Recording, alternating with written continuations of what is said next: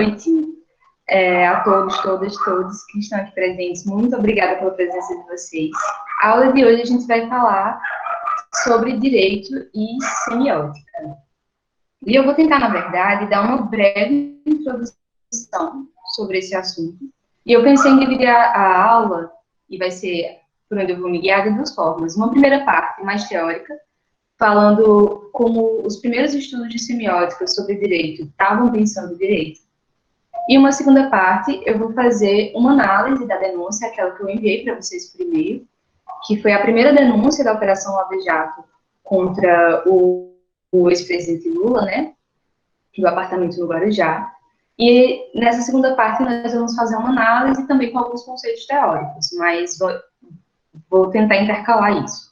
Nessa primeira vai ser mais teórica. Então, eu selecionei dois textos principais para trabalhar com vocês, para quem tiver interesse, que são... O primeiro texto é um texto do Greimas, que ele fez com a ajuda de Landowski, que se chama Análise Semiótica de um Discurso Jurídico, a Lei Comercial sobre as Sociedades e os Grupos de Sociedade. Foi um estudo que Greimas fez a pedido da Câmara da Sociedade Comercial da França, e ele fez esse estudo tentando elaborar como a semiótica poderia pensar a lei comercial. O segundo texto, que foi a base desse primeiro momento da aula, se chama Uma Abordagem Semiótica e Narrativa do Direito, de Eric Landowski. Esse texto está na obra A Sociedade Refletida. O original dele é em francês, mas ele também tem tradução para o inglês e essa que eu mencionei para vocês para o português. Caso alguém consiga ler bem nessas línguas, eu realmente recomendo ou ler o original, ou ler em inglês, ou de repente cotejando essas versões com a versão em português, porque eu achei a versão em português um pouco, a leitura um pouco difícil em determinados momentos. Por exemplo, a versão em inglês é bem didática, então, se de repente for possível, mas a em português também está ótima, assim, é mais questão que eu senti mais facilidade nessas outras versões. E aqui, para a gente começar a falar sobre essa relação entre direito e semiótica, eu tenho que primeiro elaborar com vocês o que é que eu estou pensando que é o direito. E aqui eu achei que recentemente, tem um nosso colega aqui de semiótica que também trabalha com direito, que se chama Milton Giger. Ele vai defender agora e no próximo semestre, com certeza, já vai estar disponível a dissertação dele. Ele dá uma noção muito boa de como a gente pode entender o direito para a semiótica. Que seria o quê? Seria tudo aquilo que regula uma sociedade e que pode ser usado para aplicar uma sanção em caso de não conformidade. E, a partir desse viés, a gente começa a pensar que o direito ele vai ser compreendido, e aqui eu já estou pensando como Landowski, nesse artigo que eu mencionei, que o direito é uma rede de instituições e agentes, situações e decisões, fatos legais e atos. Então, o direito ele seria pensado propriamente mais como um campo, e não como um fenômeno puramente linguístico. E com isso a gente vai retomar um pouco do que a gente viu sobre o que é a própria semiótica, né? Que a semiótica ela está se preocupando com a significação, que pressupõe uma linguagem, mas ela não é reduzida a uma análise linguística, né?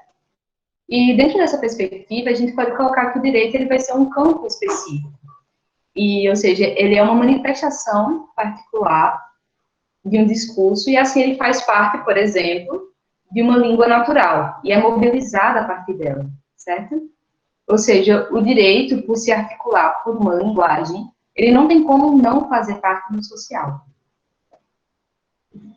Essa talvez seja a grande mudança de perspectiva em relação a abordagens dentro do direito. Eu falo isso porque quando eu aprendia na graduação, era sempre uma disputa, né? Um pouco de o que é direito, o que é moral, coisa assim. Então, a visada da semiótica, a semiótica olha o direito dentro desse conjunto de uma manifestação do social. E como ela tem essa abordagem mais macro, que busca, a partir de uma mesma teoria, pensar nas várias manifestações da sociedade, o direito passa a ser uma manifestação particular. Vocês estão me ouvindo bem? Eu não sei se está variando. Está bem, né? Sim, está perfeito. Está ótimo.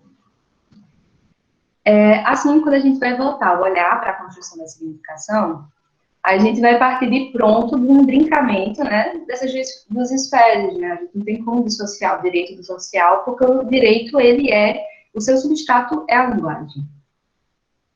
E aí eu retomo aquilo que eu falei, que ele não é somente ele não pode ser reduzido a um fenômeno linguístico, né? Mas a gente pode afirmar que a nossa compreensão do direito, ela vai ser sempre linguageira, né? Porque nós só compreendemos o mundo e tornamos o mundo inteligível a partir da linguagem. Para isso, aí a semiótica ela vai dispor de uma chave metodológica para analisar isso. E por ser uma chave metodológica, é um recorte, né, gente? É uma tentativa de descrição. E essa chave metodológica, principalmente dentro do direito, vai ser a narratividade, pelo percurso gerativo de sentido. E é esse olhar que a gente vai dar para o direito, né? A gente vai ficar pensando como o direito faz sentido, como o direito significa, certo? Dentro desse arcabouço da semiótica, o que se considera mais importante, que essa que é a proposta de Landowski, a maneira como ele define, o que ele considera mais importante para compreender o direito é a sintaxe narrativa.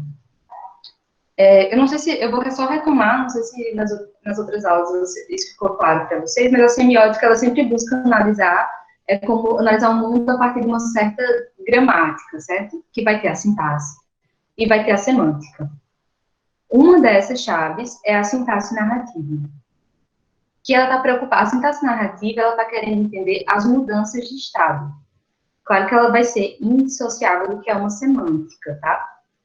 Mas a sintaxe é como se fosse uma certa ordem, e essa ordem, essa forma de ordenação se dá a partir de mudanças, de enunciados de ser, de enunciados de estado, e de enunciados de transformação, de fazer. A partir da sintaxe narrativa, eles vão pensar o quê? Que a gente pode reconhecer duas ordens para entender o direito, ou dois níveis, na verdade. A gente vai ter um nível profundo, que Landowski está chamando de nível profundo, que vai ser um nível puramente da sintaxe, que ele é só relacional. Então, por exemplo, é sempre um sujeito com um objeto.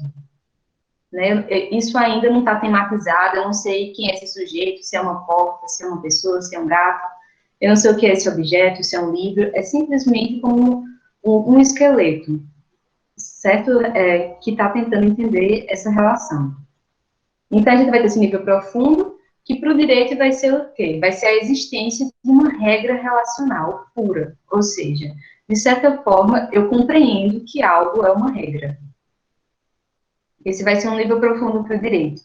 No nível superficial, essa compreensão de que temos uma regra vai ser tematizada, vai ter um revestimento, e ele vai passar a ser uma norma jurídica. E esse revestimento como norma jurídica vai ser diverso, porque isso vai depender da sociedade, da cultura, etc. E aí, Landowski, ele propõe uma divisão, que é o quê? Enquanto o que ele chama de semiótica jurídica vai se preocupar com esse nível profundo, que seria esse nível relacional puro, a semiótica do direito, ela já vai se preocupar mais com esse nível superficial, por exemplo, se aproximando de um direito comparado, coisas assim. E aí, a semiótica jurídica, a semiótica jurídica dá base à semiótica do direito. Por quê? Porque ela é um nível relacional presente em todas as manifestações do direito. E ela vai ser estudada principalmente pela narratividade, que é aquilo que eu já mencionei. Às vezes, a narratividade, as próprias propostas da semiótica podem parecer, tipo assim, como se fosse uma metalinguagem que está só buscando soar rebuscado. Mas não é bem isso, é porque a gente tem que entender que a gente está lidando com vários níveis de apreensão de um fenômeno, né? Então, por exemplo, nós vamos ter numa camada a significação do direito, o que o direito está buscando significar, e numa camada superior, nós temos a semiótica buscando dar conta da construção de sentido que o direito está tentando dar. E para a gente poder compreender isso, nós vamos ter que ter uma metalinguagem. Nós vamos ter que ter conceitos que nos façam descrever bem o fenômeno. E isso é muito por conta, né,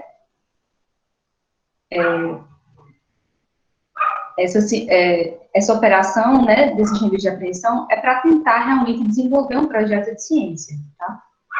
E aqui a gente vai no GT agora, passando disso, mais porque seria essa sintaxe, né? Essa sintaxe narrativa que eu mencionei. A semiótica, ela tem uma base saussuriana e ela estabelece que os valores manipulados, eles só são dados pela relação, pela circulação entre os sujeitos. E isso é por conta da noção de valor de Saussure, que ele fala que uma coisa só significa por tudo aquilo que ela não é. E essa base, ela nos direciona a pensar que algo só significa quando está posto em relação. E aí, por isso, a gente está falando que a semiótica lida com os valores de circulação, né? Então, esse valor de circulação também vai ser visto no âmbito sempre da comunicação. E vai parecer uma tautologia, mas não é. Que é o quê? O que significa comunica. E o que comunica significa. Isso é indissociável. E esses valores postos que a gente está colocando em circulação, eles vão ter duas vertentes, né? Vai ter a relação do sujeito com o objeto, porque aí, para eu entender o que é um sujeito e entender o que é um objeto, eles têm que estar relacionados. E também vai tratar um pouco da relação desse sujeito com outros sujeitos. E esse objeto em circulação. Por exemplo, dinheiro. Se eu quero dinheiro, eu quero entrar em conjunção com o dinheiro. E por que eu quero isso? Porque na circulação dos sujeitos me dizem que dinheiro é algo bom de ter. Não sei se fica mais simples, pensando assim. E aí é com mais ou menos conhecimento que o Landowski, ele fala o quê? Que o direito, ele não regulamenta o fazer dos atores sociais. Ele não está regulamentando assim.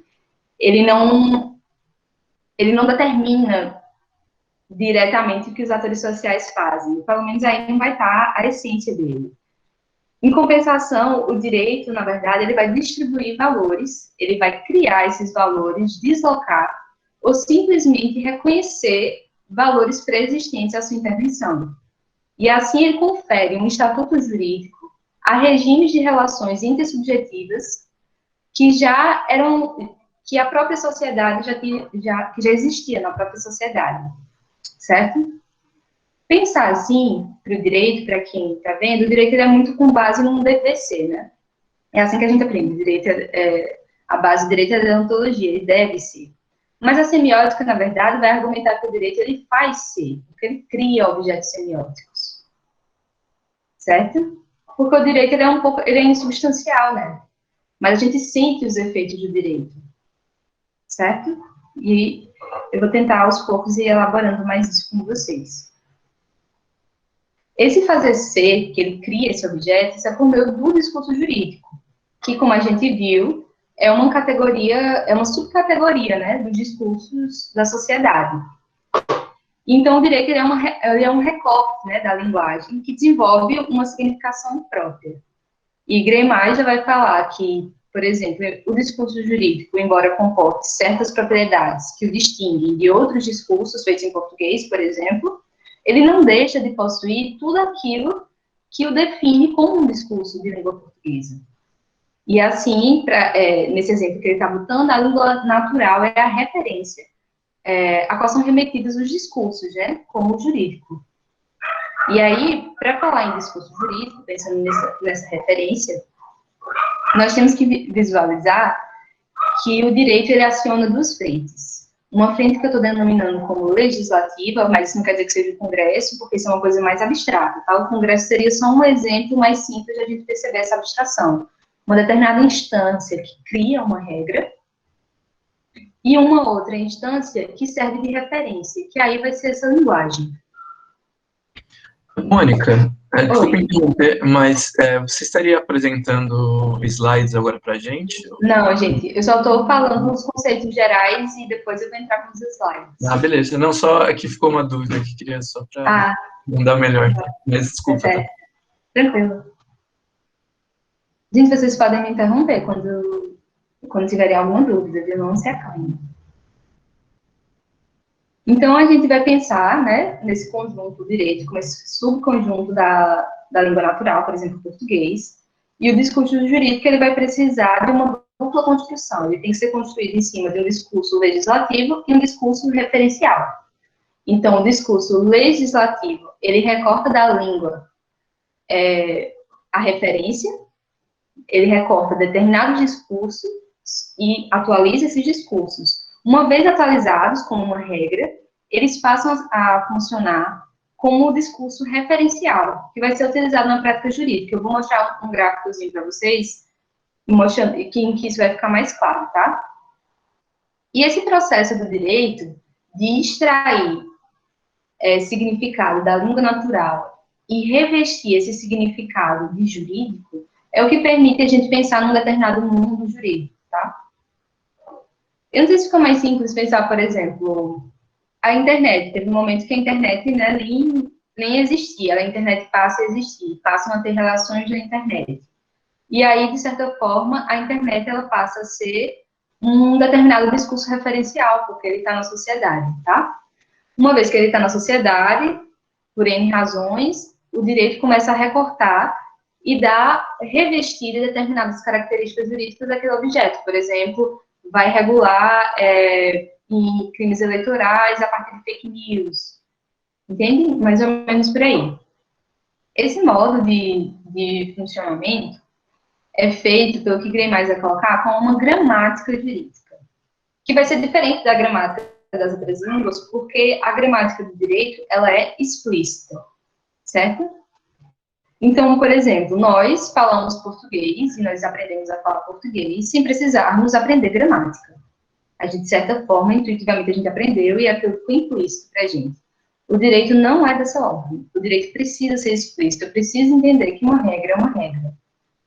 Então, ele vai colocar que essa gramática do direito vai ser, na verdade, um conjunto de enunciados, certo? Vão ser, na verdade, definições e prescrições previstas a partir de dois tipos de enunciados, que ele vai chamar de qualificativos e funcionais. Os qualificativos são os responsáveis pela transformação dos objetos dos discursos em objetos semióticos jurídicos. A transformação em objetos semióticos jurídicos seria da ordem da existência, ou seja, aquilo passa a existir no direito. E por isso que a gente estava falando antes em fazer ser, porque é uma convocação à existência. Em termos de semiótica jurídica, esse movimento leva o quê? Leva a só ter existência o que foi dito, e por isso ela é explícita. Tudo que não foi dito não foi recortado pela linguagem jurídica. Por outro lado, os enunciados funcionais, eles delimitam a esfera, seria o conjunto previsível de comportamentos daqueles objetos semióticos que já foram chamados à existência, tá? É isso que possibilita, por exemplo, que eles colocam duas lógicas no direito. Só existem os comportamentos prescritos ou são juridicamente inexistentes os comportamentos proibidos. Por exemplo, isso vai aparecer muito no princípio da legalidade, em relação à administração pública, por exemplo, no direito administrativo. Para a administração pública, só existe o que só pode ser feito o que a lei permite. Então, mesmo que eu possa, de repente, ter alguma coisa interessante que eu pensei em fazer, se eu não tenho um ordenamento dizendo que eu posso fazer aquilo, eu não posso. Já, por exemplo, o direito civil funcionaria como tudo, o direito civil só estabelece o que é proibido, todo o resto é permitido. Tá? No direito penal, por exemplo, só existem os crimes expressamente previstos em lei. Né? Então, só tem existência enquanto um crime aquilo que o direito prevê. Todo o resto não é crime. Tá? E essa lógica apontada pelos autores instaura o que a gente está chamando aqui de verificação do direito. Ou seja, o direito só confere validade, ou até mesmo existência, ao que estiver verificado conforme a produção do direito. Compreendendo a produção do direito como a produção de enunciados, que seria essa gramática, né, que a gente viu, são jurídicos aqueles que sejam compatíveis com as correções do campo jurídico, tá? A construção disso é própria da prática jurídica, porque a prática jurídica, ela se instaura pelo seu discurso. Então, a gente pode dizer que a prática jurídica é dizer o direito, que vai ser materializada na produção do direito, por exemplo, no nível legislativo, e pela verificação do direito, se eu estou pensando, por exemplo, na justiça, que está dando uma sentença. E aí eu vou mostrar um slide, agora eu vou começar a apresentação por slides. Cadê aqui?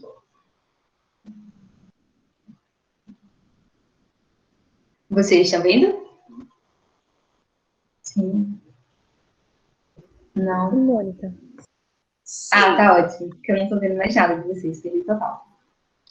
Então tá, aqui, ó, do lado dessa produção jurídica, a gente vai ter... Só um minutinho. Do lado da produção, a gente vai ter a elaboração de um discurso, vai ser transformar uma palavra, uma expressão, uma frase, que é a semântica, aqui, ó, esse barra, em um termo enunciado semântico. Tá? Então, a produção, eu estou tirando uma coisa do nível referencial e indo para o nível legislativo, né? Uma parte do discurso jurídico. Já na verificação, a gente vai considerar que determinados fatos já possuem um status semântico jurídico e eles se transformam para enunciados jurídicos por um procedimento de gramaticalidade. Isso fica mais fácil se a gente pensar realmente, por exemplo, na criação de uma lei e na aplicação de uma lei. É mais fácil de visualizar. Por exemplo, eu estou criando um objeto, né? Então, ele está virando, estava semântico, por exemplo, os crimes de internet. Quando não existe internet, passa a ser. E aí, como é que eu posso ter uma sanção? A partir aqui, ó, da verificação. A verificação vem e aí eu tenho um discurso jurídico. E precisa desses dois eixos para ser um discurso jurídico, tá? Isso é muito parecido, por exemplo, com o que Miguel Reale vai falar quando ele está falando sobre fato jurídico. Eu estou me interessando a todo mundo que fez direito, né, primeiras aulas. Isso é muito mencionado, né? Porque o fato jurídico seria aquele fato que é juridicamente qualificado. Isso é como o direito está considerando. O que isso quer dizer com isso? Que o fato jurídico seria um fato que passou pelo crivo das normas jurídicas, por uma estrutura normativa já tendo sido delimitada e prevista sua consequência, tá? Assim, o fato existente na norma jurídica, o fato é existente na norma jurídica e já possui um efeito juridicamente qualificado. E aí, Miguel Reale, por exemplo, vai falar, o fato jurídico é todo e qualquer fato que na vida social venha a corresponder ao modo de comportamento ou de organização configurado por uma ou mais normas de direito. E esse fato ele pode ser tanto um fato natural, por exemplo.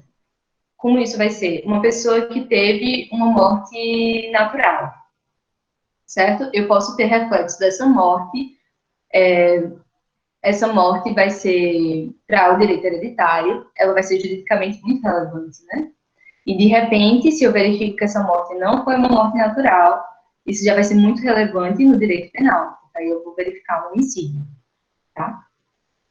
Além da gramática jurídica, né, o autor, e aí a gente vai entrar na causa da narrativa, ele também identifica o quê? Que nos processos jurídicos e na maneira do direito funcionar, ele funciona a partir de micronarrativas.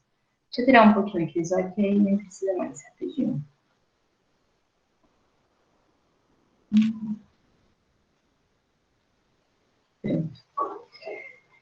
Ele identifica nos processos jurídicos micronarrativas, né, que vai estabelecer que, além das regras próprias do direito, os processos obedecem à gramática narrativa, porque a semiótica, né, ela se propõe, essa gramática narrativa, a narratividade, se propõe a explicar o imaginário humano, a forma como nós significamos o mundo. E aí, quem mais vai falar que as sequências narrativas jurídicas elas não passam de manifestações particulares, as variações e especificações dos algoritmos narrativos gerais. E como a gente foi vendo ao longo dos dias, as narrativas, e eu já mencionei isso um pouco para vocês, elas repousam em dois enunciados, né? O enunciado de ser e o enunciado de fazer. Isso porque, e aqui eu só vou retomar, porque eu acho que às vezes são complicados esses conceitos, que a narrativa para a semiótica, ela opera enquanto transformação de estados, ou seja, um sujeito no mundo em busca de determinados valores, ou seja, da relação do sujeito com o objeto, e na sucessão e estabelecimento, sucessão de estabelecimentos e de rupturas de contratos. E aí eu já estou pensando num destinador e num destinatário. Por exemplo, aquele exemplo do dinheiro que eu falei. Enquanto sujeito com objeto, eu quero dinheiro. Enquanto destinador e destinatário, eu posso me colocar como destinatário da sociedade, que é um destinador que me diz que eu deveria querer dinheiro, tá? Por exemplo, aqui a gente pode pensar, vocês aqui estão no curso, vocês estão aqui em busca de conhecimento, ou em busca de certificado, não sei, mas aí vocês querem entrar em conjunção com o conhecimento ou com o certificado, porque existe um destinador que diz que é interessante que você tenha o conhecimento, o certificado. Claro que isso, quando a gente está analisando um objeto, isso se transforma numa estrutura muito complexa. Muito complexa. Exato, Patrícia, conhecimento é poder. A sociedade diz que você tem que ter poder. Verdade. Isso é de uma forma muito assim, é um exemplo bem bobo que eu estou dando só para a gente entender um pouco o que a teoria está pensando, tá? E aí, então, pensando nessa questão da narratividade, como essa transformação de estados e a circulação do sujeito no mundo, o direito vai tratar de relações, especialmente a partir dos actantes das narrativas, tá? Para Landowski, então, ele vai colocar que o direito, ele regula relações intersubjetivas preexistentes horizontais. Por exemplo, no direito do consumidor, a gente vai ter o consumidor e uma prestadora de serviço, uma relação horizontal. E ele vai criar relações verticais, ou seja, para, de repente, eu poder ter um ressarcimento por conta de algo que eu paguei, eu talvez tenha que ingressar na justiça nessa relação vertical. Tá? E, então, o direito, né, ele considera determinadas coisas em estado bruto, recorta esse objeto e cria um objeto semiótico a partir dos enunciados qualificativos e funcionais. E, na verdade, o que ele reveste esse objeto é de uma certa racionalidade jurídica, que é isso que a gente acha que é o direito, que é o DDC. Tá? E agora, eu vou partir mais para análise. Não sei se vocês têm alguma pergunta. Não sei se falei muito rápido. Eu tenho uma tendência a falar rápido. Não, tá tranquilo? Tá. Então, agora eu vou apresentar o slide disso.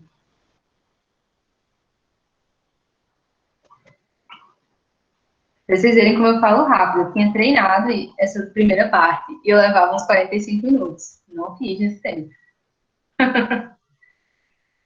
Vocês estão vendo? Não. Ainda não. Tá.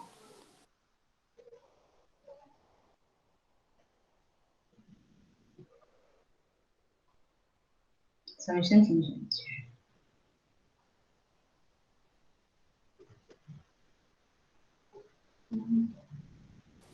Mônica, rapidinho, quando você fala do legislativo e compara com o poder legislativo, né, que a gente tem o Congresso e tal, é como se o Congresso fosse figurativizado, então.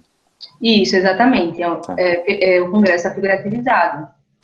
Porque poderia ter em outra sociedade, eu poderia ter outra instância de regulação. Fechou. Isso é só para realmente entender melhor. Deixa eu ver se agora vai, se não abre fecho.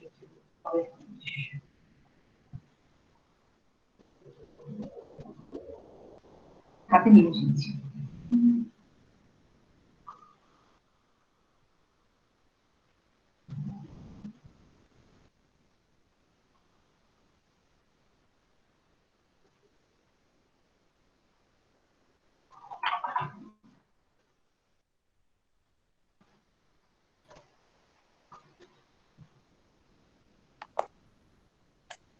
É porque no meu, às vezes, está dando problema para... Quando eu tento compartilhar a tela, não apresenta tudo que está aberto. Mas eu acho que agora vai dar certo. Foi.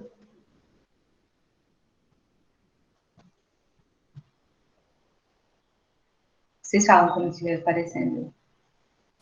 Apareceu. Tá melhor agora? Tá ótimo. Tá bom.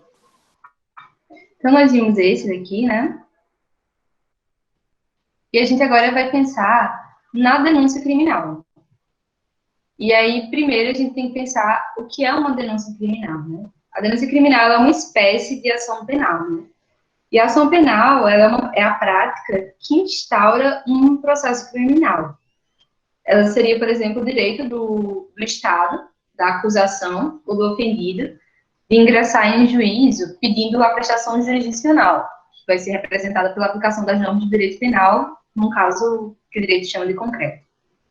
E aí ela seria a possibilidade, né, em termos de narrativa, de um sujeito figurar como destinador, né, levando os fatos que ele entende como criminosos, para que o juiz, nesse caso, o destinatário, aplique uma sanção, da mesma forma que o juiz vai ser também um destinador da sanção.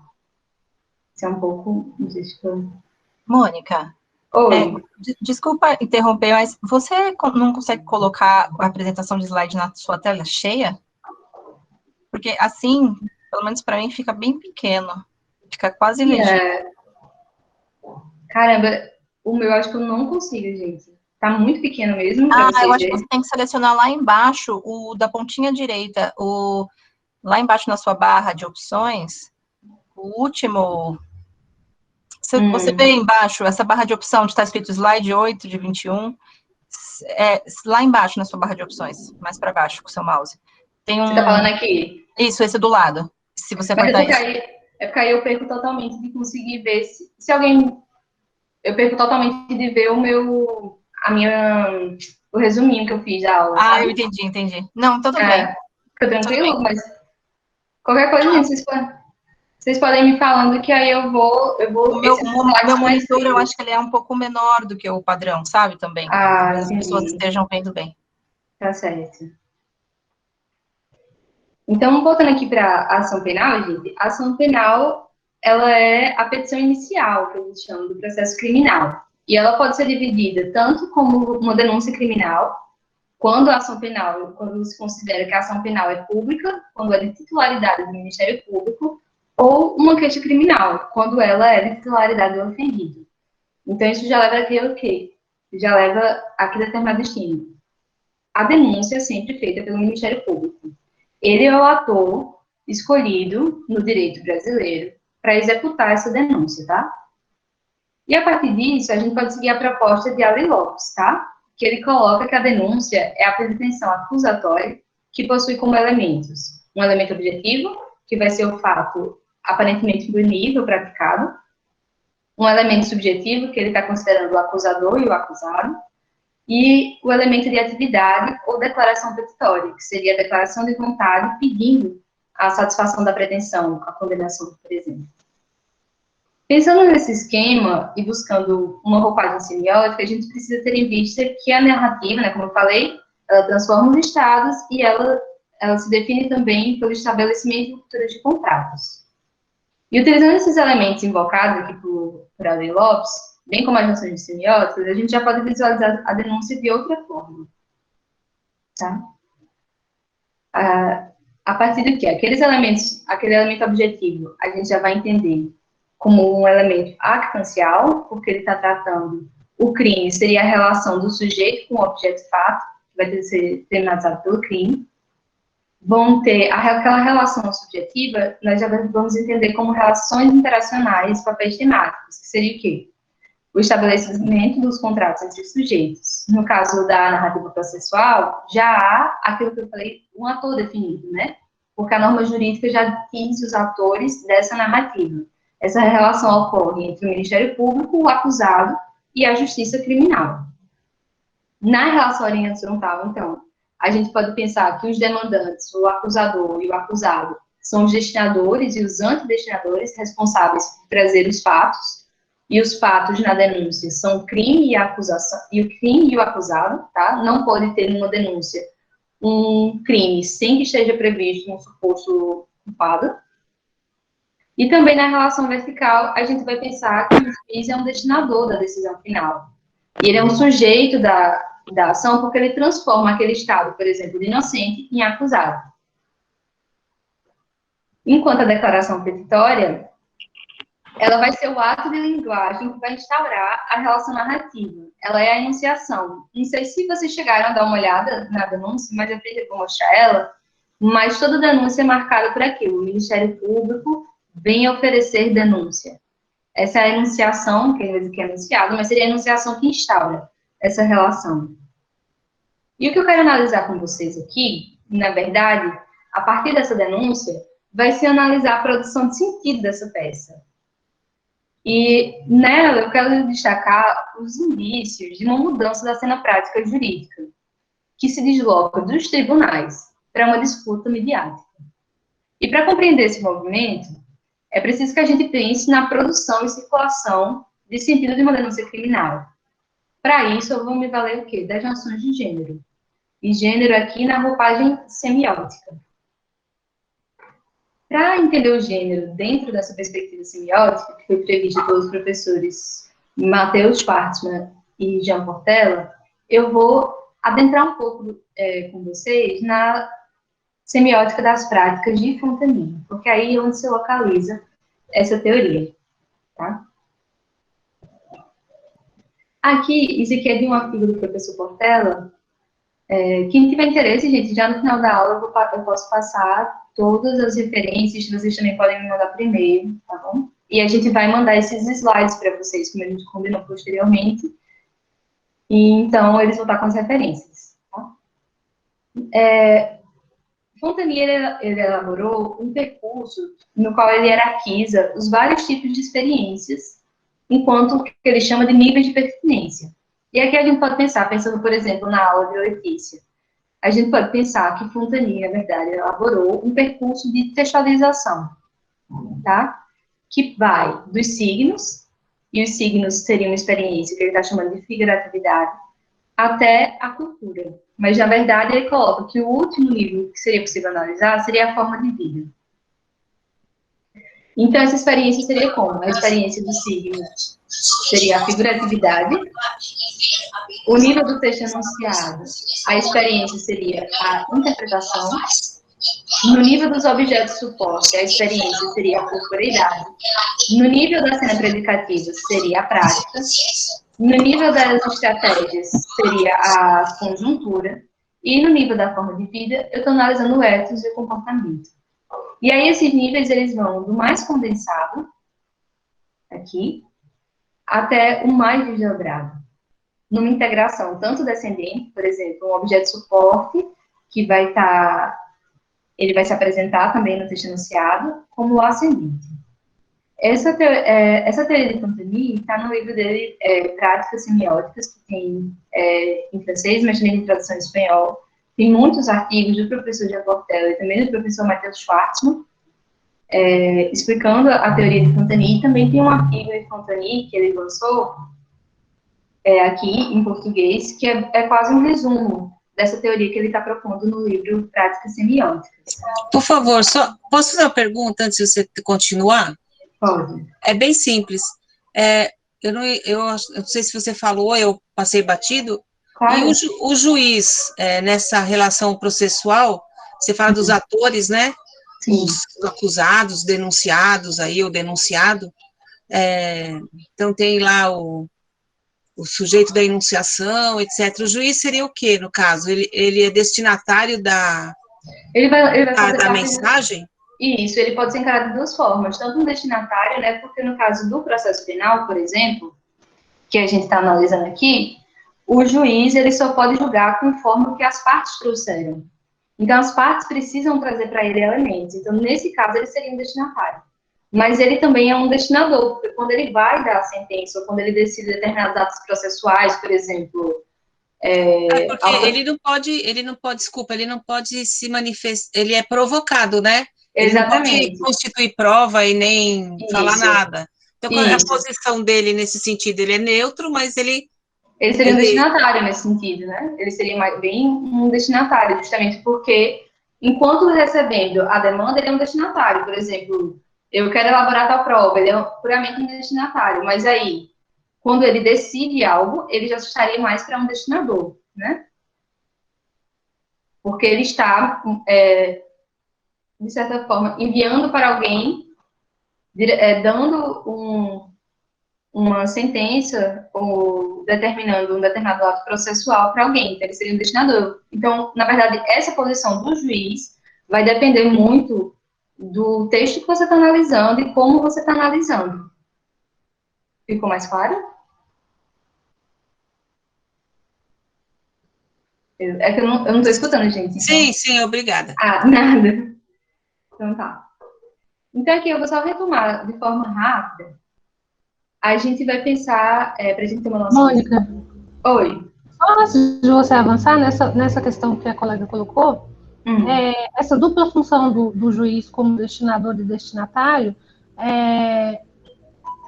para ficar bem específico, é o princípio da inércia da jurisdição, né? Ele precisa ser provocado. É aí que ele se torna destinador, né? Sim, a gente poderia encarar assim. Porque pelo princípio da inércia. Isso. É porque esse papel do juiz vai depender muito do que a gente está analisando. Por exemplo, até no processo penal brasileiro, tem muita discussão, né? Se a gente não tem ainda resquícios de um processo inquisitorial, por exemplo. Então, esse arcabouço que a semiótica está dispondo, isso que eu estou colocando para vocês, é só uma estrutura que vai depender do objeto que a gente está analisando. Então, não é como se fosse assim, o juiz só pode ser para a semiótica. O juiz, ele só pode ser o destinatário. Depende do texto que eu estou analisando.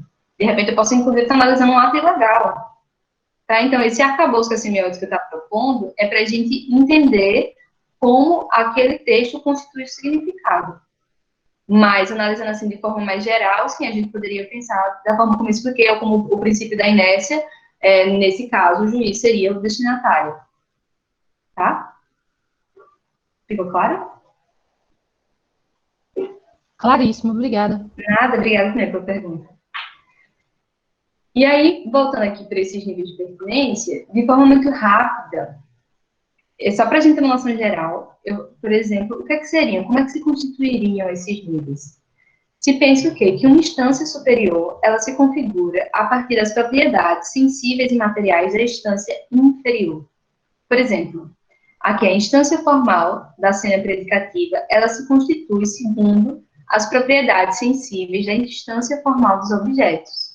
E o professor Portela fala que isso equivale a dizer que o tipo de experiência de corporeidade é que vai delimitar o tipo de experiência da prática.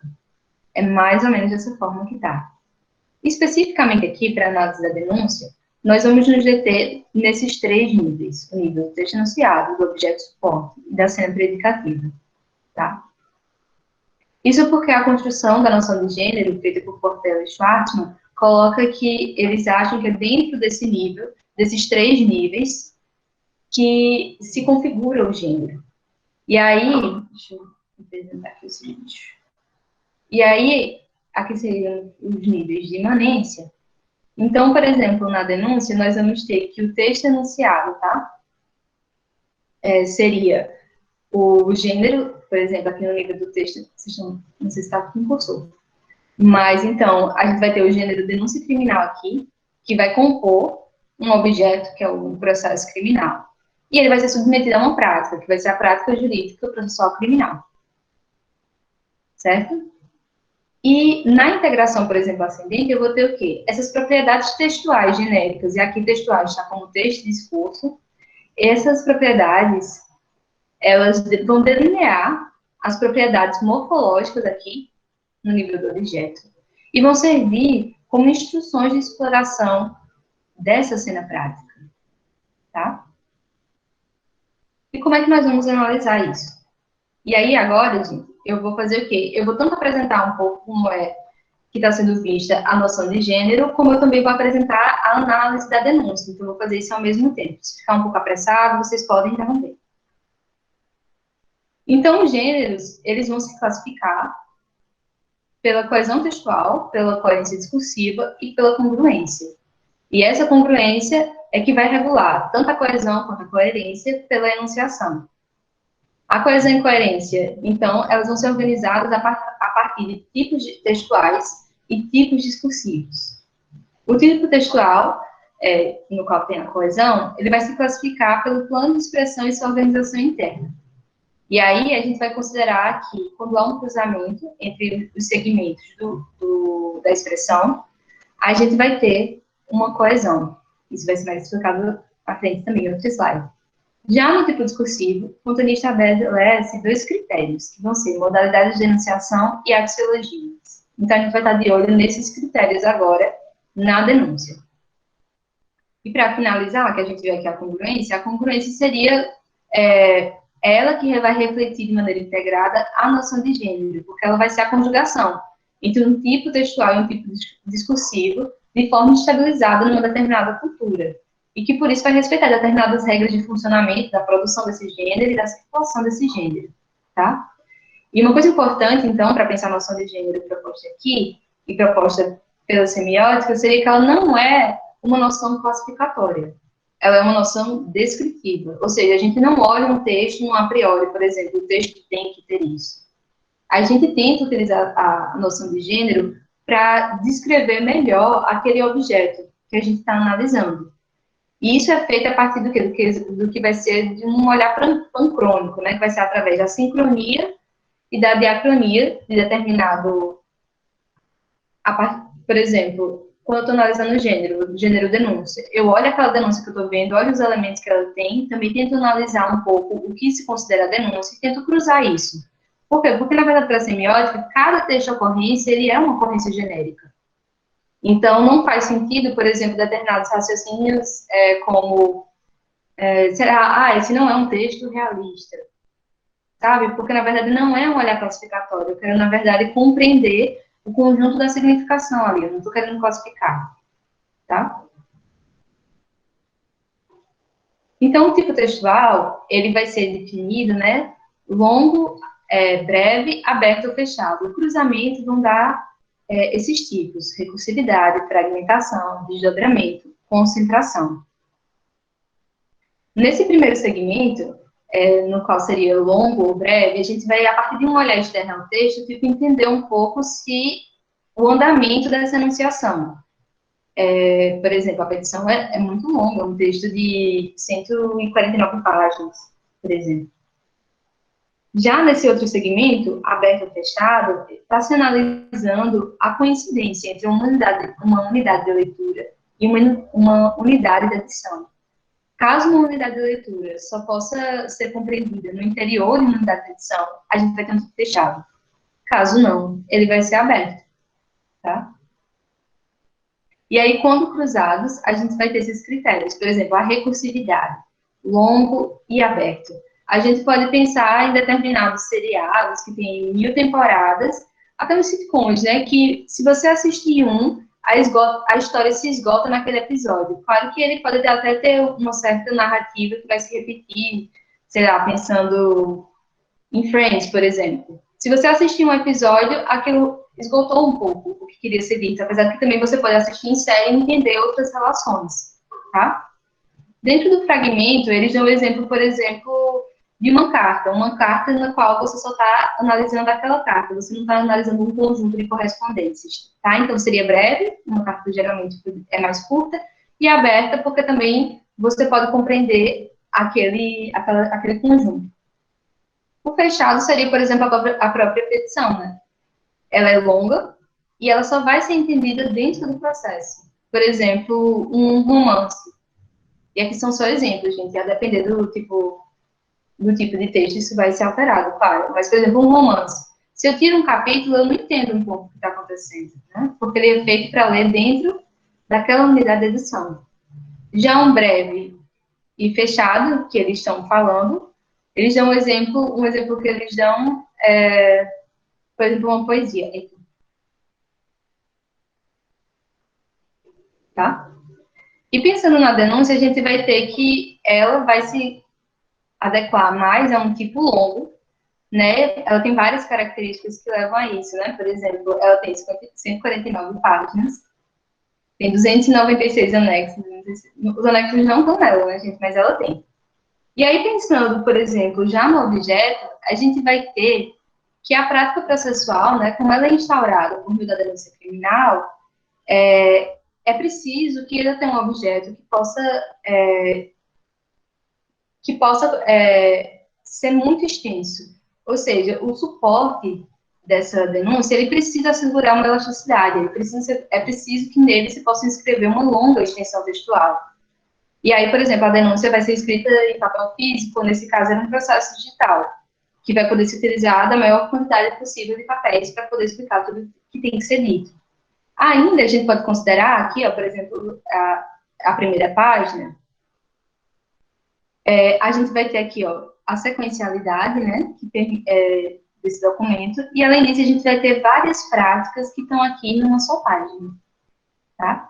Destacando esses elementos dessa página inicial, a gente vai ter o cabeçalho da instituição de origem, que está marcando uma prática do Estado, né, que exige uma constante manifestação das instituições do Estado para conferir autenticidade. Aí a gente tem aqui, o endereçamento da peça, que é marca de uma prática protocolar, de uma grande estrutura. Por exemplo, eu preciso do correto endereço, se eu estou numa estrutura que eu tenho diversas subseções judiciárias, né? Então, eu preciso saber, no caso, quando era físico, digital, nem tanto, mas quando o processo era físico, eu precisava ir no protocolo e precisava dizer para onde eu estava enviando aquela petição.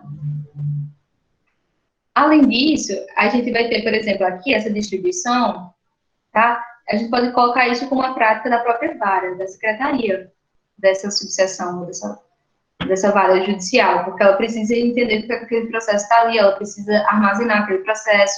Aqui, por exemplo, ela precisa marcar sem sigilo, então esse processo é público, qualquer pessoa pode ver. Agora, se tivesse com sigilo, ela teria que ter ela teria que fazer determinadas ações para que apenas as pessoas no processo pudessem ter acesso a ele.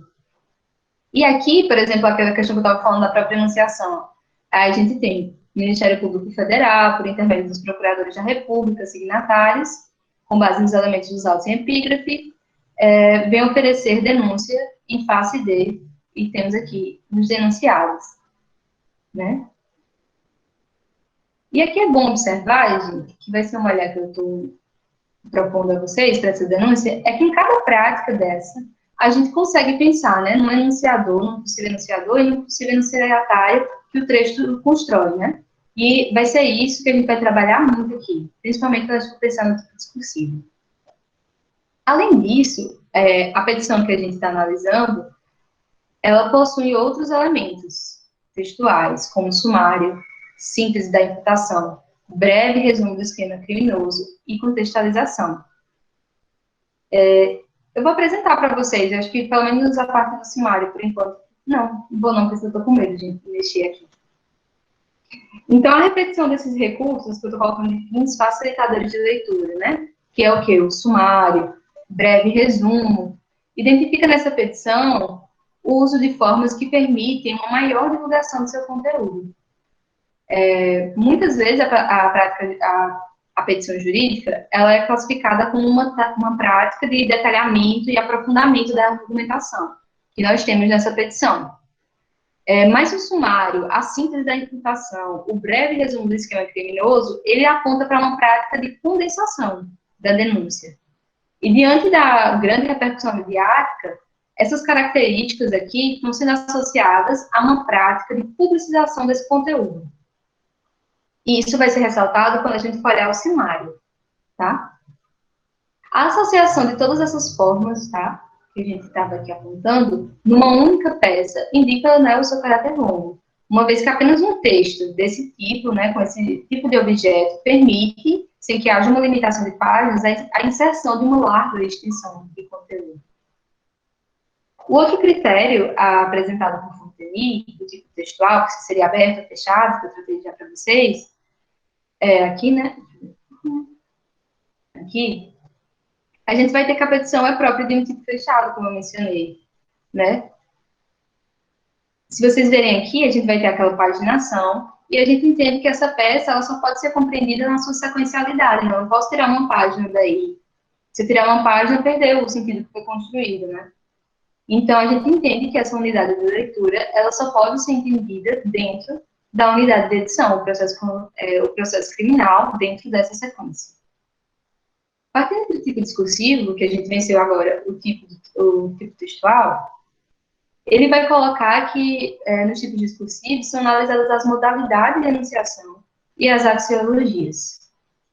Nas primeiras, enquanto modalidade de enunciação, a análise vai ser voltada para os atos de linguagem, para as modalizações pragmáticas dominantes e para os contratos entre enunciador e enunciatário que o texto apresenta. Já enquanto axiologia, a gente vai compreender o que seria a intensidade e a extensidade dos valores propostos no discurso. Isso também eu vou detalhar agora. Fontenay aqui propõe esse quadro, que aqui está no artigo do professor Jean Portela e do professor Matheus Schwartzman. Para o tipo discursivo, né, nós vamos ter os atos de linguagem aqui, persuasiva, citativa, negativo, de habilitação, de realização. E as modalizações. A modalização, né, ela tem o papel de exprimir a posição do enunciador em relação àquilo que ela está dizendo, tá? Então, por exemplo, a modalização do discurso jurídico. Quando eu estou lendo a petição, eu quero que o juiz, eu quero que ele venha aderir o que eu estou dizendo, né? E por isso que eu vou estar aqui no discurso persuasivo, porque na petição eu quero que o juiz se convença do que eu estou apresentando. Por exemplo, um exemplo aqui de realização seria um manual que diz como a gente deve montar uma mesa. Ele está querendo nos ensinar a fazer. Claro que também a gente poderia colocar no saber, mas é que a gente sempre observa o que está predominante. No caso do saber, por exemplo, eu poderia colocar um livro didático, né? No caso do querer e do dever, que seria um incitativo, eu poderia colocar até uma publicidade, né? Eu vejo no Big Brother aquelas propagandas de McDonald's. E aí eu fico, nossa, como eu queria comer McDonald's. E por aí vai. A petição, ela vai estar aqui. Assumir, aderir e o discurso persuasivo. Com base nisso, né? Então, a gente faltou analisar, nós analisamos do tipo discursivo, os atos de linguagem da petição, as modalizações pragmáticas dominantes, e a gente vai falar agora um pouco sobre esse contrato entre o enunciador e o enunciatário. O discurso jurídico, ele é marcado muito, né, pelo efeito de objetividade imprimido. E o discurso jurídico, então, a gente pode dizer que ele é marcado por uma certa forma de dizer, né? Por exemplo, quando a gente vê aqui na petição, o Ministério Público vem oferecer, né? Esse discurso, sempre projetado na terceira pessoa, que se apresenta aqui, essa construção desse eu e lá, então, aponta o quê? Aponta uma construção desse discurso do Estado, né? Que já é estabilizado pela linguagem jurídica. E essa linguagem jurídica já prevê esse revestimento actorial na relação entre esses actantes da comunicação, né? Que seria, por exemplo, o enunciador, o destinador, o Ministério Público, o enunciatário e o juiz. Essa relação actorial, ela regula o gênero denúncia e revela marcações próprias dessa esfera prática, como esse uso constante da terceira pessoa, que sempre distancia o eu que fala. Esse deslocamento é de grande importância no gênero denúncia, porque ele revela as características do Estado Democrático de Direito. No Estado Democrático de Direito, a gente busca uma separação entre o Estado e governantes, entre o Estado e as pessoas. Esse eu da enunciação, ele é ocultado para que o Estado possa aparecer. Por exemplo, no caso da denúncia, a gente poderia dizer que, na verdade, a enunciação seria: eu digo que o Ministério Público vem oferecer denúncia. E esse eu também é distanciado, mais uma vez, porque não é um eu qualquer, né? É por intermédio dos procuradores. Então, esse eu ele já é tematizado pelo procurador. E aí nós vamos ter o texto final. O Ministério Público, por intermédio, vem oferecer a denúncia. Essa intensidade desse valor, desse caráter do Estado, que está buscando mascarar as individualidades, ele também é muito responsável no contrato entre enunciador e enunciatário aqui da denúncia, pelo esquema canônico da denúncia. Por quê? Porque na denúncia a gente já sabe, o Estado já prevê o que a gente vai encontrar. Eu tenho que encontrar o acusado, eu tenho que encontrar um crime e um acusado. Isso quer dizer o quê? Que o direito, ele não só estabiliza como se diz algo, mas o que se diz. E isso muito por conta dos enunciados funcionais e qualificativos que a gente veio trabalhando na primeira parte. Então, a gente tem que, nas denúncias, a gente pode localizar que o núcleo da narratividade é um programa de base, que seria o programa principal da denúncia, que está solicitando a condenação dos réus. E ele solicita como? A partir da apresentação de fatos criminosos, que a gente está colocando aqui como um programa de uso, que vai ser um programa que ajuda o programa principal. Esse revestimento narrativo, ele decorre, certo? Essa estrutura do que a semiótica coloca como um nível profundo da denúncia, que vai ser o quê? Aqui vai ser a inocência e a culpa. As denúncias sempre estão tratando disso, e essa também. No caso, a inocência é euforizada, é o valor positivo, e a culpa ela é disforizada, é o valor negativo. E já no nível mais superficial, né, que seria esse nível discursivo, que a gente pode considerar que aquilo que a gente está colocando como narrativo é o quê? É a história que é contada, e o discursivo seria como essa história é contada. a gente vai ter que esses actantes também já são definidos, eles já são actuarializados, porque eles só podem, por exemplo, numa denúncia, o ator é o Ministério Público Federal, ou o Ministério Público, na verdade. E isso quer dizer o quê? Que nesse gênero, as relações entre os enunciadores e os enunciatários, ela é bem mais estável do que em outros gêneros. Passando para o segundo critério do tipo discursivo, que vão ser as axiologias, que esse segundo critério, ele vai ser visto o quê? Na intensidade, a gente vai ter a reação que os valores podem causar, a intensidade que eles provocam. Por exemplo, o discurso de uma petição, ele é muito forte, né? Porque ele está ali representando a coerção do Estado, né? E aí os discursos, por exemplo, no caso, eles vão ser fortes, vão ser muito assumidos. Por exemplo, se vocês virem na petição, ela está sempre remetendo aos códigos, né? Ela sempre dizendo o artigo tal.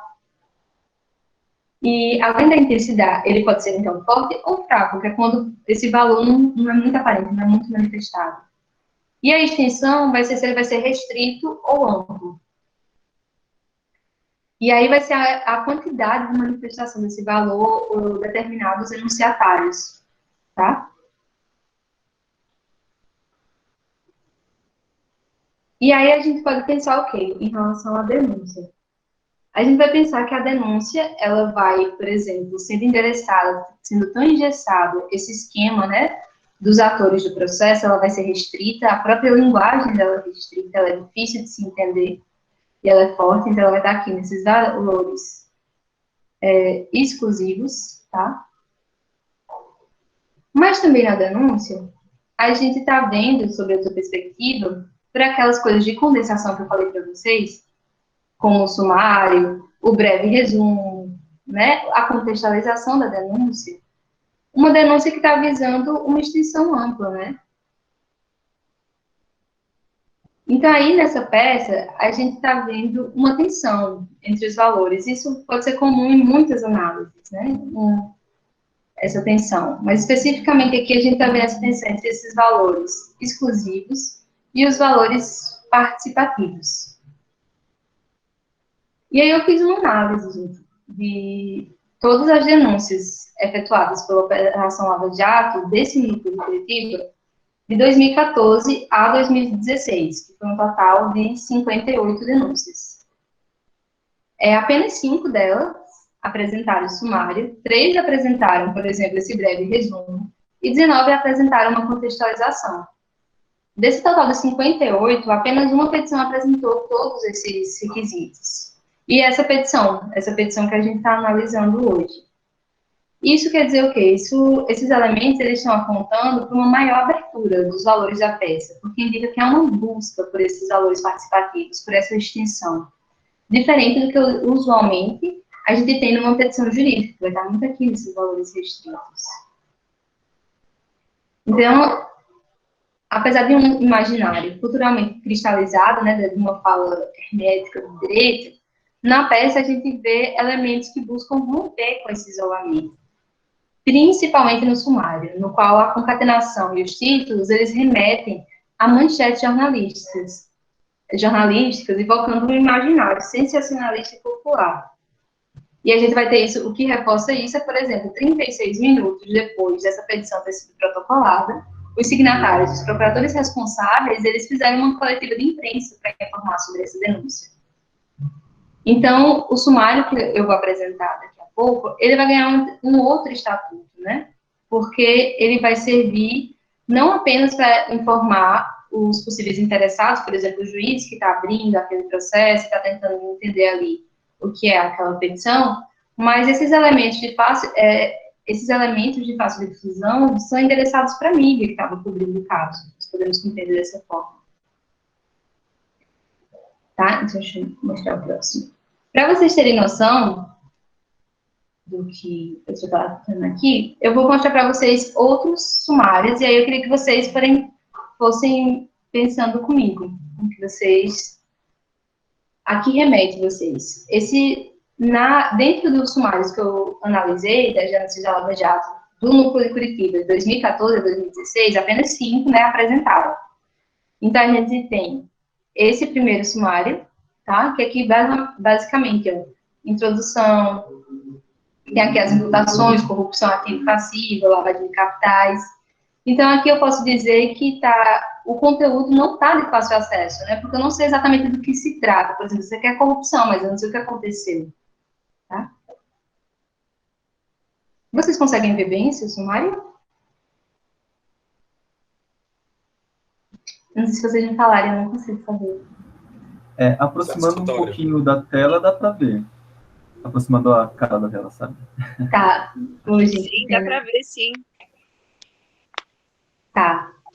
Acho que realmente depende do tamanho da tela. Na minha fica muito pequeno. E algumas outras pessoas estão falando aqui no chat que não, que tá pequeno, não consegue ver. Então... As pessoas que têm tela grande conseguem. Para mim, tá quase legível mesmo. Então, eu vou lendo com vocês mais ou menos a titulação dessa. Por exemplo, nós temos a introdução... Se você tirar do modo apresentação, deixar no modo de edição, a imagem do slide vai aumentar. Será que eu consigo aumentar aqui, ó, por exemplo? Um momentinho. De repente, para vocês lerem comigo, fica melhor. Ó. Isso. Fica melhor, gente? Melhor. Uhum. Tá. Então, deixa assim. Fica horrível, né? Mas vamos lá. Sumário. Então, aqui a gente tem introdução. Ali, mais adiante que a gente está vendo, tem a página. Imputação, corrupção ativa, passiva, lavagem de capitais, os crimes antecedentes, as lavagens praticadas de forma reiterada, e aqui os fatos, assim. Vamos ver uma outra. Opa. Um pouco melhor. Vocês já acham diferente daquela? Ó, imputação do crime de corrupção, do contexto da corrupção e do papel do Partido Progressista, dos repasses ao Partido Progressista, entregas em dinheiros para o próprio denunciado. Vocês acham que essa seria mais aberta, assim, seria de mais fácil compreensão ou estaria no mesmo nível da outra? Em relação ao texto, o sumário como essa arquitetura do texto, né? Mais aberta. Mais aberta, né? Mais aberto que o outro. Vamos ver um terceiro. Ó, esse aqui tem introdução, as imputações, contextualização da atuação, comissão parlamentar de inquérito, da corrupção ativa e passiva. Esse aqui eu sempre acho meio que um intermediário, assim, tá dizendo mais alguma coisa, me diz quem são os atores envolvidos, mas não me diz muito, assim, o que aconteceu, né? Vamos para um outro. Só no capítulo 3, que é mais orientado. Tá. Aqui, né, a comissão parlamentar de inquérito no Senado, sim. Da parte de contextualização, porque tem uma nominalização, né, um nome aqui. Aí depois volta para a impessoalidade do capítulo 4 até o capítulo 10. Sim. Aqui uma outra. Síntese da imputação, contextualização das investigações, o esquema criminoso estruturado em desfavor da Petrobras, imputações. Aqui até tem mais, que é mais narrativa também um pouco, né? Ó, a corrupção ativa e passiva por intermédio da contratação dos consórcios, Compar, Refinaria Abreu e Lima, terraplanagem. E eu queria a opinião de vocês em relação a essa, que é a que a gente está analisando. Eu vou aumentar bem muito, para a gente vai ficar pequeno. Vamos ver aqui. Ó, nós temos a síntese da imputação, breve resumo do esquema criminoso, corrupção, contextualização. E aí, aqui começa uma descrição. Relação entre Lula e José Dirceu, presidencialismo de coalizão deturpado, mensalão e lava-jato, faces de uma mesma moeda, Lula no vértice de diversos esquemas criminosos, caixa geral de propina, uma complexa engrenagem criminosa a favor de Lula, José Dirceu e a estruturação do governo, nomeação, aqui vão várias, e aí tem, vou mostrar a outra parte desse sumário, é bem maior do que os outros. Ó, da lavagem de dinheiro, crimes antecedentes, da corrupção, e eu quero mostrar mais essa parte daqui, ó, que aqui eu acho super narrativa. A aquisição do apartamento 141A, recebimento da cobertura de triplex 174A, crise financeira da Bangkok.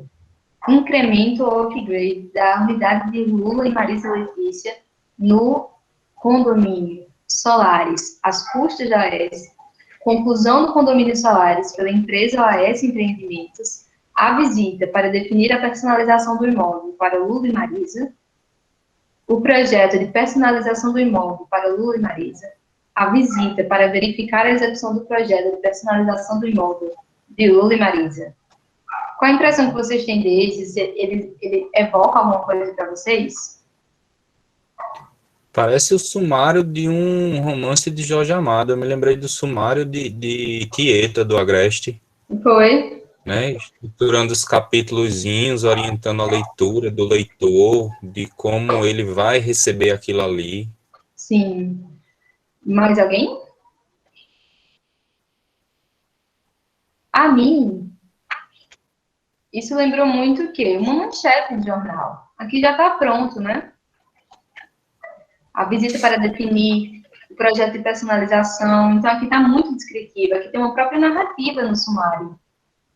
De certa forma, eu ir para o texto é para eu concretizar uma coisa que o próprio título já está afirmando.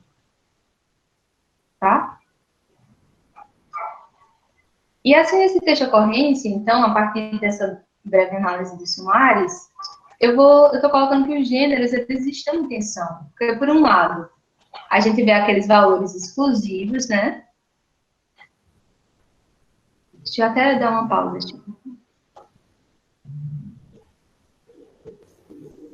Pronto, vocês voltaram para mim. Por um lado, a gente vê aqueles valores exclusivos, mas a gente também vê uma arquitetura discursiva montada para gerar um amplo conhecimento. E por isso, circular numa ampla extensão. O que eu estou considerando como valores participativos, né? Então, o gênero petição aqui, essa denúncia criminal, ela foi identificada, a gente já viu, como um texto de longa duração, um texto de forma fechada, que só pode ser compreendida em conjunto com o processo criminal, o uso de persuasão para um fazer, valores exclusivos que são desenvolvidos com base na linguagem jurídica, né, que a gente mostrou, mas também valores participativos, apresentados pelo uso reiterado de tópicos endereçados à difusão, né, do conteúdo. Essas características no gênero localizam-se no nível do texto enunciado, que tanto influenciam como são influenciados por uma prática, né? E aí, deixa eu mostrar um outro.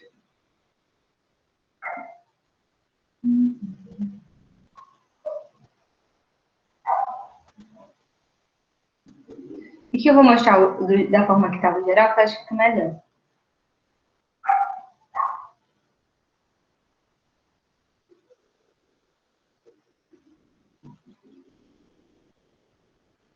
Então, a gente vai poder pensar o quê? Que esse gênero, ele, em integração descendente, ele é regulado por uma prática que está impondo determinadas características ao suporte formal, que é o processo criminal, né, que tem que ser sequencial, tem que incluir diversas práticas nele, que vão influenciar o texto denunciado, que é do gênero da denúncia. Dentro dessa denúncia, né, eu vou ter as características genéricas de detalhamento textual, discurso persuasivo e performativo, valores exclusivos, que no nível do objeto, isso vai me dar uma grande quantidade de páginas, uma sequencialidade, um material durável, porque eu preciso ter armazenar isso, né? E no nível da prática, isso, enquanto uma instrução, para eu entender essa prática, eu posso pensar que a sequencialidade e a ordenação dos atos permite uma uniformização dessa prática, uma racionalidade, um efeito de racionalidade desses atos, e uma concretização que isso leva a concretizar o que a gente pode entender como justiça. Mas aí também, por outro lado, essa prática, nessa denúncia, analisando as características desse texto de ocorrência, nós podemos pensar o que aqui, desse lado? Que essa condenação discursiva, né, essa condensação textual, de discurso persuasivo e performativo, com valores participativos, que no nível do objeto apresenta poucas páginas, uma facilitação da manipulação do objeto, com uma diagramação mais intuitiva, posicionando os conteúdos mais relevantes no início do texto, enquanto objeto, ele me remete a uma prática, o quê? De facilitação da divulgação dos conteúdos, de uma linguagem acessível. E nisso eu estou conectando, esse foi um nome provisório que eu coloquei, que seria de uma certa prática jornalística, né? E esse objeto, então, por essas características, eles estão remetendo mais à notícia de um crime. Né? Aquilo seria uma notícia e o texto anunciado seria uma divulgação dessa denúncia, tá?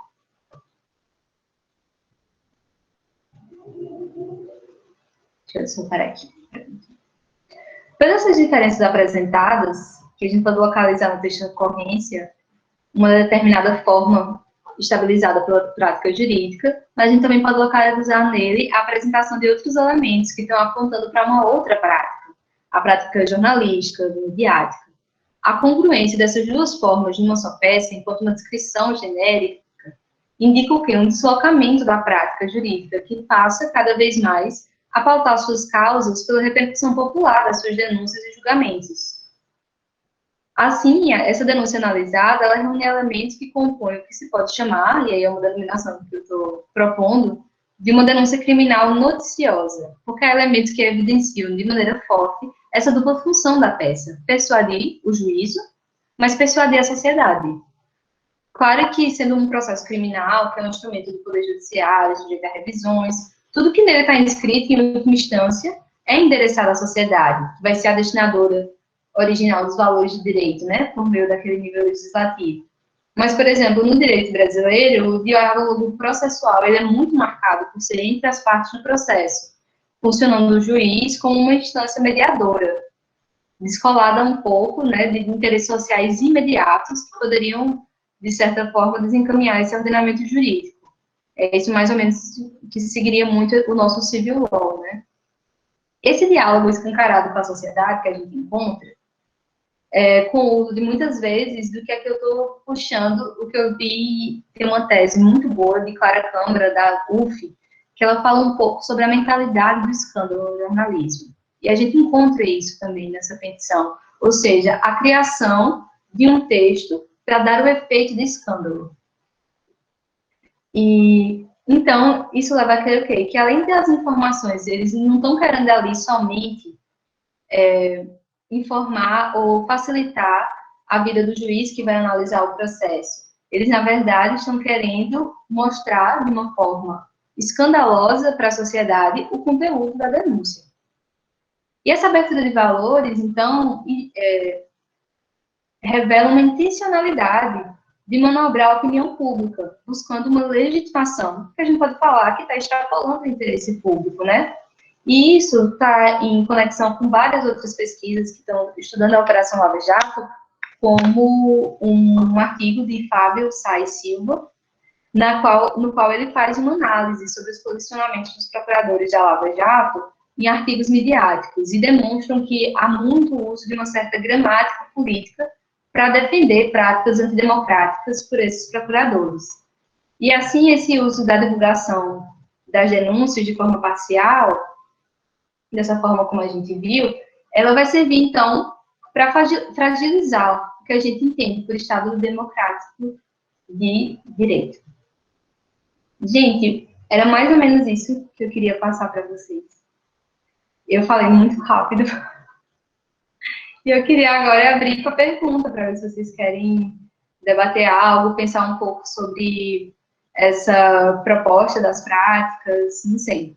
Estou jogando a bola para vocês.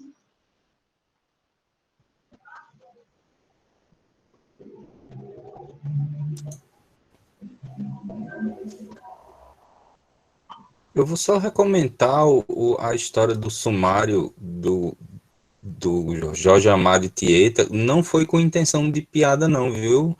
Sim.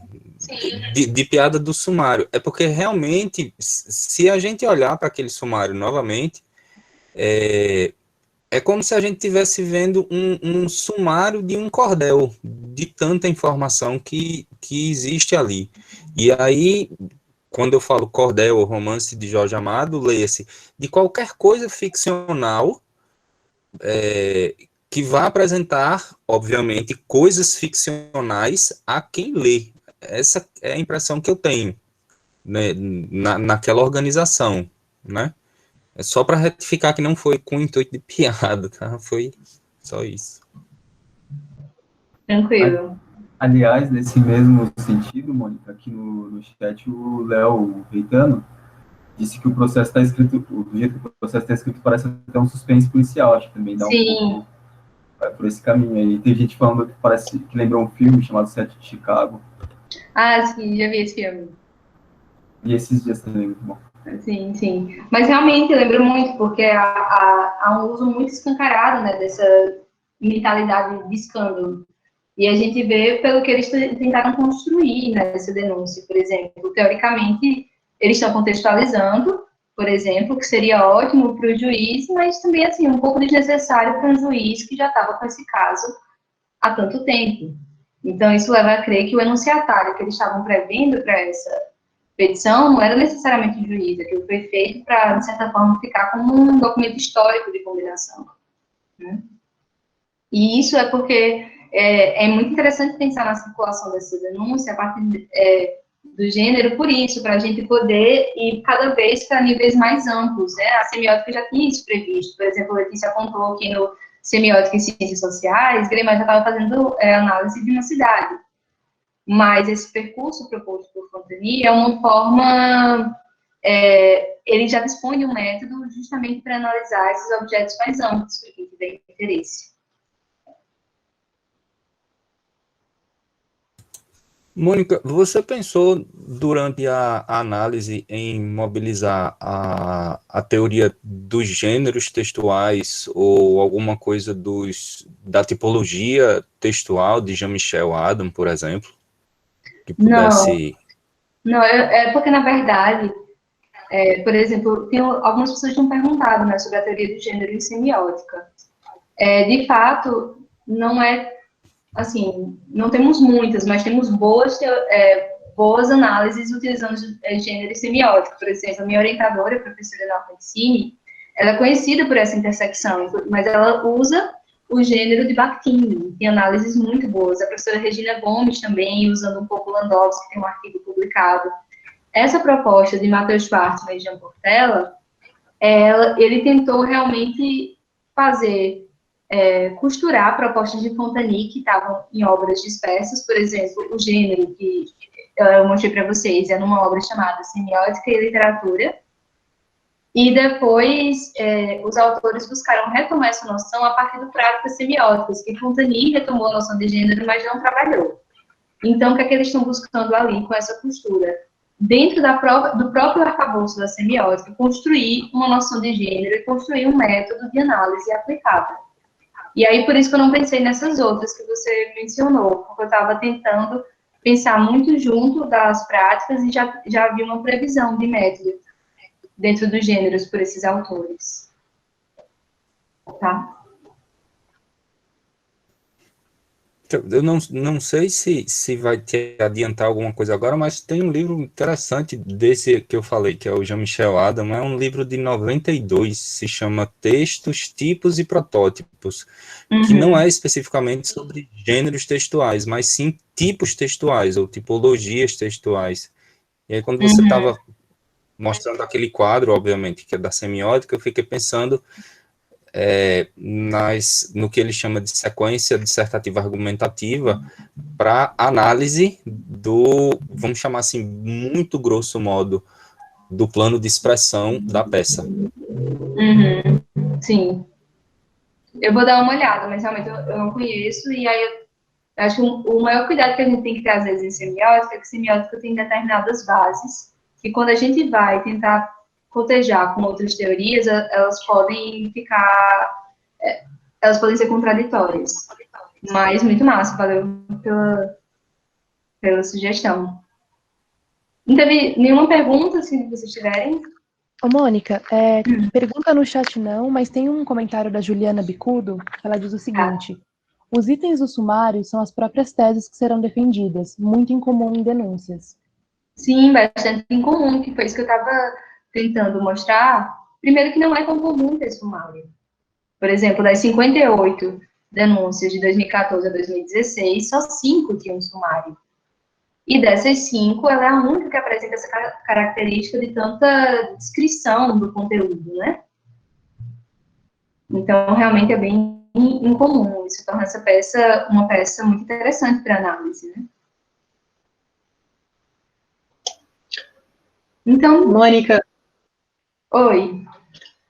tudo bem? Parabéns pela Tudo bem, obrigada. apresentação. Eu queria comentar sobre essa questão do sumário. Eu me recordo que em uma outra apresentação você também comentou que, em geral, as pessoas, eu me relacionei com isso, em geral, as pessoas no direito, elas leem o processo de trás para frente. Então, o juiz, ou seja, para quem é destinado àquela petição ali, àquela denúncia, ele vai ler o processo de trás para frente. E então, o sumário, se ele fosse de fato destinado para o juiz, ele estaria no final. E eu encontrei, acho que foi na Lava Jato também, que tem um sumário que está no final. Isso, tem. Um desses sumários está no final, que também é muito interessante para análise genérica. Por quê? Porque vai refletir numa prática. Por exemplo, o sumário que eu encontrei, que estava no final, era o sumário da primeira denúncia, foi o primeiro sumário que eu encontrei em denúncia de Lava Jato. A gente passou recentemente por uma migração dos processos físicos para os processos digitais. Então, nos processos físicos, era muito comum, de fato, que a primeira coisa de quem estava manipulando aquilo era virar o processo para trás e começar a ler. Por que também? Porque o esquema canônico do direito e a previsão do que vai ser encontrado ali de conteúdo é tão cristalizada que é mais fácil eu entender o processo de trás para frente, porque eu vou pressupondo o que já aconteceu, do que eu ler da primeira página para a última. E isso foi visto no primeiro sumário que eu encontrei da Operação Lava Jato. Depois, isso não foi mais visto. Então, a gente poderia pensar tanto em relação a um enunciatário, mas também por uma mudança desse suporte, né? Que parou de ser uma página para ser uma página física para ser uma página digital. Porque aí, nesse caso, não faria sentido ler por baixo, entende? Ler pela última página do arquivo digital. E outra coisa que me chamou a atenção nessa denúncia que você apresentou é a quantidade de vezes que o nome Lula é mencionado na denúncia. Sim. Eu cheguei a contar, não me lembro a contagem, mas pelo menos 3 vezes em cada página era mencionado o nome Lula. Isso. E eu não encontrei também essa insistência no nome do denunciado em outras denúncias da Lava Jato. Exatamente. Por exemplo, nessa denúncia, o Lula é citado 75%. Em 75% das páginas. Posso mostrar para vocês aqui, de repente, deixa eu ver se eu consigo. Ô, Mônica, só antes de você se encontrar aí, tem 2 perguntas aqui no chat. Uma da Ângela Ribeiro, ela pergunta se para estudar ou fazer uma análise semiótica jurídica deve pertencer à área de direito. Não, isso não é necessário, mas é preciso que se conheça bastante aquilo que está se manipulando, né? Acho que até Renato comentou um pouco sobre isso, quando ele estava falando sobre antropologia. Você precisa entender o seu objeto para entender as marcações. Por exemplo, quando a gente está analisando ali aquela prática burocrática da vara, a prática de endereçamento, aquilo faz sentido quando você entende a maneira como aquilo é executado. Às vezes, se você está muito descolado, você não vai entender os sentidos, mas assim, não é preciso ser formado em direito, você só precisa conhecer bastante seu objeto.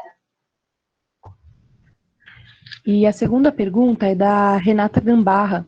Ela pergunta o seguinte: a semiótica por si só permite a conclusão sobre essa redação da denúncia fragilizar o Estado democrático do direito, ou para essa conclusão é preciso usar outras fontes? É preciso usar outras fontes, porque, na verdade, o que a semiótica está preocupada? Ela está preocupada com a construção de sentido. O que está sendo, por exemplo, eu posso indicar que o direito, do jeito que ele está posto, ele é construído, geralmente, visando valores exclusivos. E por que isso é feito? E aí é o direito que vai explicar por que ele escolheu isso. Mas a semiótica está preocupada, então, como se constrói. Então, a semiótica, ela serve como uma ferramenta metodológica muito bem construída, muito sólida, que vai fornecer elementos para você poder saber por onde procurar a construção daquele sentido, tá? Mas, assim, por exemplo, nesse caso, dizer que ela vai fragilizar ou não, ela pode tentar, a semiótica poderia pensar como o Estado Democrático de Direito é construído e de que forma aquele sentido que está ali posto ele se contrapõe, mas ela por si só não vai dizer que ele vai ser contra o Estado Democrático de Direito. Sim, Patrícia, eu estou lendo agora aqui. A própria linguagem do direito tem esse caráter exclusivista. É interessante que ninguém entenda mesmo. Sim, a própria linguagem jurídica é isso, então serve tanto para isso, mas também, por exemplo, no caso da semiótica. A semiótica também tem uma linguagem muito exclusiva. Então, tem um lado positivo do quê? De ser mais econômico para quem mobiliza aqueles sentidos. Por exemplo, se no direito, eu toda vez que, por exemplo, comentaram sobre o princípio da inércia, se toda vez que fosse mencionado o princípio da inércia, tivesse que se explicar o que é o princípio da inércia, seria muito difícil de você dialogar dentro daquele âmbito, da mesma forma que na semiótica. Se toda vez que numa análise semiótica eu preciso descrever o que é uma narratividade, também é difícil, porque eu vou ter textos muito extensos, então vai ser difícil avançar nas análises. Mas, claro, que vai ter, o direito tem muito esse papel de mascarar, né, de ser exclusivo para que poucas pessoas possam, de fato, compreender o que está se passando.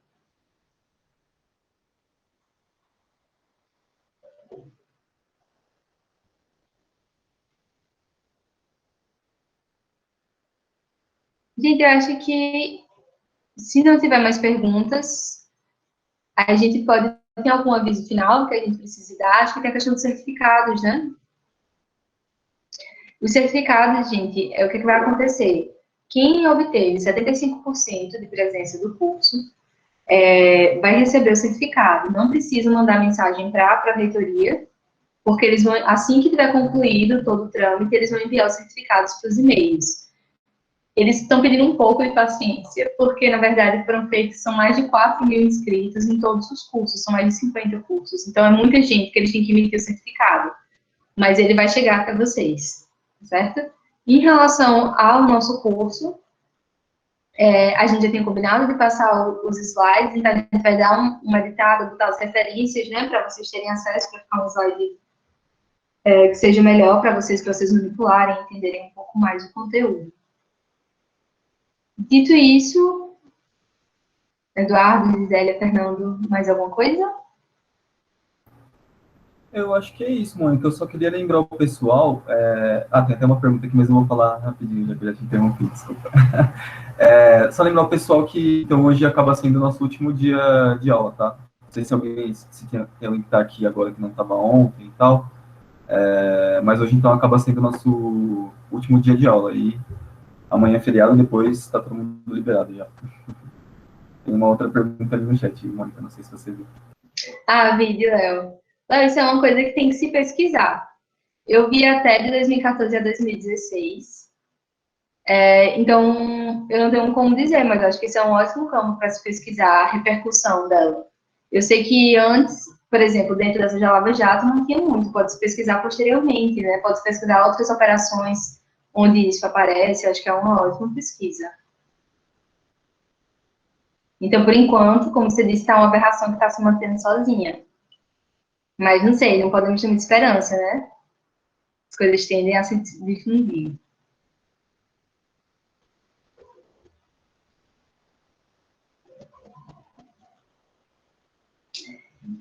Então, gente, muito, muito obrigada pela participação de vocês. Obrigada por estar aqui comigo e com todos nós que preparamos esse curso. Obrigada pelos comentários, que desde das outras aulas, né, vocês estavam bem participativos, gostando muito do curso, então a gente ficou muito feliz com isso.